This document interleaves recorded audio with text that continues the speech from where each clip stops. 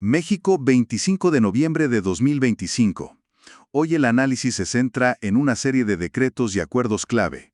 Vamos a ver el nacimiento de un nuevo y poderoso regulador de telecomunicaciones, un examen a fondo de la ambiciosa agenda de género para los próximos 5 años.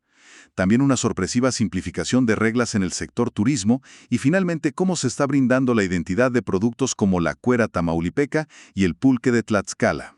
Así es. Y el primer tema es de alto calibre, ¿eh? Nació un nuevo gigante regulador, la Comisión Reguladora de Telecomunicaciones. Y ojo, no es solo un cambio de nombre del antiguo IFT. Su reglamento interior redefine por completo las reglas del juego en un sector que es, pues, la columna vertebral de la economía moderna. De acuerdo, empecemos a desglosar esto, porque el diablo siempre está en los detalles.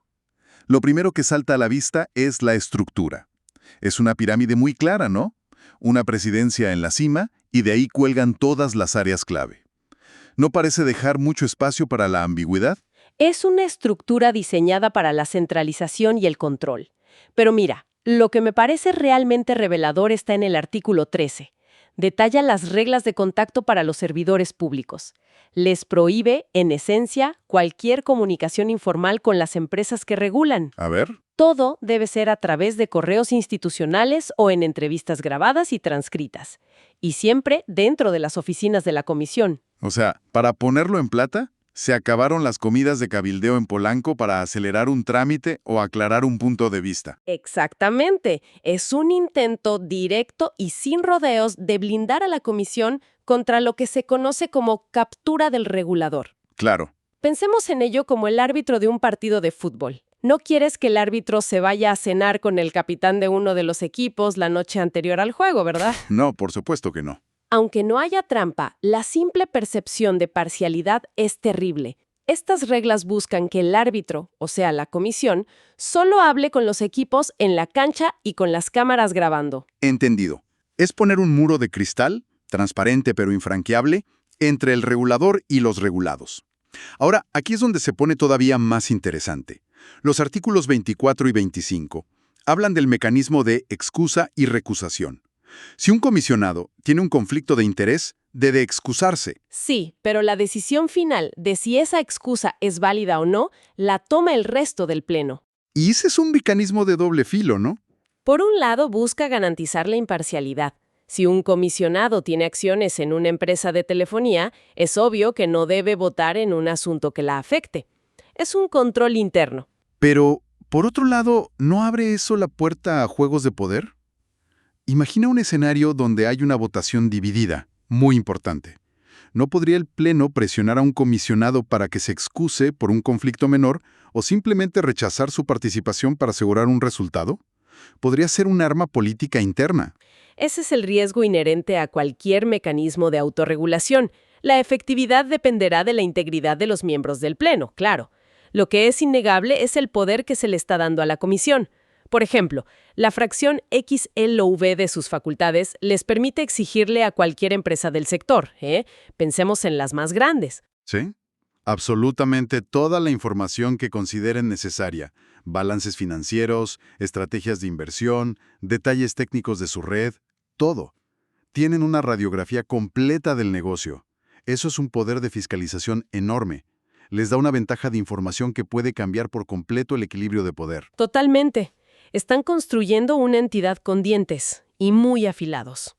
La pregunta a largo plazo será si esos dientes se usan para proteger al consumidor y fomentar la competencia. O si la propia burocracia se vuelve un obstáculo. Exacto. Bueno, y hablando de construir andamiajes institucionales complejos, pasemos a otro tema de una escala monumental: el Programa Sectorial de las Mujeres 2025-2030.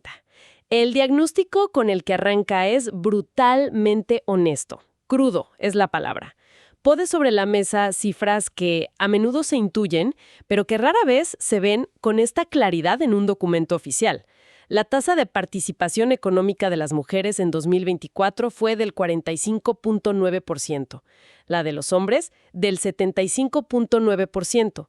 Hay una brecha de 30 puntos porcentuales. Una brecha gigantesca. Y el programa no se anda con rodeos para identificar la causa principal. No, para nada. El trabajo de cuidados no remunerado. Ahí está el núcleo de todo. El documento dice que las mujeres realizan casi el 73% de todas las horas dedicadas a cuidar niños, ancianos, enfermos, al mantenimiento del hogar. Lo identifica como uno de los principales obstáculos estructurales para la autonomía económica de las mujeres. Es un reconocimiento a nivel de política de Estado de un problema real. Un momento, porque hay una cifra que me parece demoledora. El 68.4% de las mujeres cuidadoras que quieren tener un trabajo remunerado no lo buscan activamente porque no tienen con quién dejar a sus familiares. Eso no es una elección de vida, es una barrera económica del tamaño de una muralla. Sí, sí. Estamos hablando de un potencial productivo enorme que el país está desperdiciando y que condena a millones de mujeres a la dependencia económica. El programa desglosa aún más los números. En el cuidado de niños de 0 a 5 años, la madre es la principal responsable en el 86% de los casos. 86%. Y para adultos mayores con discapacidad, la hija o la nieta asume el rol en casi la mitad de las situaciones. Es un patrón generacional que se repite. Frente a este diagnóstico tan claro, ¿cuál es la gran apuesta del programa? ¿Qué proponen para romper este ciclo? La propuesta es, y cito, una de las políticas más transformadoras para México en el siglo XXI. Vaya. La creación de un sistema de cuidados universal. La idea es dejar de ver el cuidado como una responsabilidad exclusivamente familiar y, por ende, femenina. Y empezar a verlo como una responsabilidad compartida. Exacto, entre el Estado, el sector privado y las familias. Suena muy ambicioso. ¿Qué significa en la práctica? ¿Hablamos de guarderías públicas, de apoyos económicos, de licencias de paternidad más amplias? Hablamos de todo eso y más. Es un cambio de paradigma. Significa crear una infraestructura de cuidados desde estancias infantiles hasta centros de día para adultos mayores. Y reconocer formalmente el trabajo de quienes cuidan, quizá incluso con acceso a seguridad social. Es un nuevo pacto social, digamos. Y el otro gran pilar del programa es la violencia de género, donde las cifras son igualmente alarmantes. Aterradoras. 7 de cada 10 mujeres mayores de 15 años han sufrido algún tipo de violencia. Pero el dato que revela la profundidad del problema es que de aquellas que sufrieron violencia física o sexual por parte de su pareja, casi el 80% no denunció. 8 de cada 10 no buscan ayuda en el sistema de justicia. Eso nos dice más sobre el sistema que sobre las víctimas, ¿no? Exacto. Y el programa lo reconoce. Habla de revictimización sistemática, de la falta de personal con perspectiva de género en ministerios públicos, en juzgados. La pésima coordinación. La pésima coordinación entre instituciones. Por eso, uno de sus objetivos centrales es garantizar el acceso a la justicia y la máxima protección del Estado. No es solo un problema de seguridad, es un problema de acceso a derechos básicos. Entonces, por un lado, vemos al gobierno construyendo una maquinaria regulatoria muy compleja en telecomunicaciones y un programa social increíblemente ambicioso. Pero curiosamente, si nos movemos al turismo, el movimiento parece ser en la dirección opuesta. Simplificar. Es una dinámica fascinante y aparentemente contradictoria. En turismo, se reformó el reglamento de la Ley General y la palabra clave es agilizar. El cambio más visible es la vigencia del certificado de prestador de servicios turísticos, que ahora es de 2 años, facilitando su gestión. Pero el cambio de fondo está en el Registro Nacional de Turismo, ¿cierto? Correcto. Se derogaron varias fracciones del artículo 90. Antes, este artículo era una lista interminable de requisitos, documentos, trámites para poder inscribirse. Para el dueño de un pequeño hotel en Holbox o un guía de turistas independiente, era una pesadilla de papeleo. Me imagino. La idea es que ahora el proceso sea mucho más directo y rápido. Suena bien en teoría. Quitarle trabas a los emprendedores. Pero, siendo el abogado del diablo, ¿esta simplificación no abre la puerta a que se registren más fácilmente servicios de mala calidad? ¿Dónde queda la protección al turista si cualquiera puede obtener su certificado con menos filtros? Ese es el gran debate de la desregulación siempre. El gobierno apuesta a que un registro más ágil, formalizará a muchos pequeños prestadores que hoy operan en la informalidad, y que a la larga eso mejora la calidad y la recaudación. Se asuma que la propia competencia y las reseñas de los usuarios, piensa en TripAdvisor o Airbnb, actuarán como el principal filtro de calidad, más que la burocracia previa. Claro, la reputación en línea. Veremos si la implementación está a la altura, pero la intención es clara. Menos gobierno en el papeleo, más facilidad para el negocio. De acuerdo. Y esta idea de enfocarse en el valor local nos lleva directo al último bloque, que a mí me pareció fascinante. Se trata de cómo el Estado está usando la propiedad industrial para proteger productos culturales muy específicos. Tenemos la solicitud para proteger la cuera tamaulipeca. Y lo que es clave aquí no es solo la protección, sino cómo se define el producto. No se le describe simplemente como una prenda de vestir, como una chamarra. La solicitud la define como un patrimonio cultural viviente y un símbolo identitario de la región. Eso eleva el producto de un objeto a un concepto cultural. Claro, cuando hablamos de la cuera tamaulipeca, no es solo una chamarra de cuero con barbas. Es la imagen del músico de conjunto norteño, es un símbolo de identidad que ves en todo el noreste. Protegerla bajo una indicación geográfica es como proteger el mariachi o el tequila. Es blindar una parte del imaginario colectivo. Y económicamente es una herramienta muy poderosa. La protección delimita la producción a ciertos municipios de Tamaulipas, Tula, Jaumabe, Yera, donde se concentra el saber hacer artesanal. O sea que, Esto significa que alguien en otro estado o país no puede fabricar una imitación y venderla como auténtica cuera tamaulipeca. Es un sello de autenticidad que garantiza la calidad y usualmente permite a los artesanos cobrar un precio justo. la diferencia entre un queso tipo parmesano y un auténtico parmigiano reggiano. Exactamente esa es la diferencia. Y no es un caso aislado, ¿verdad? Vemos una avalancha de solicitudes similares. Para nada.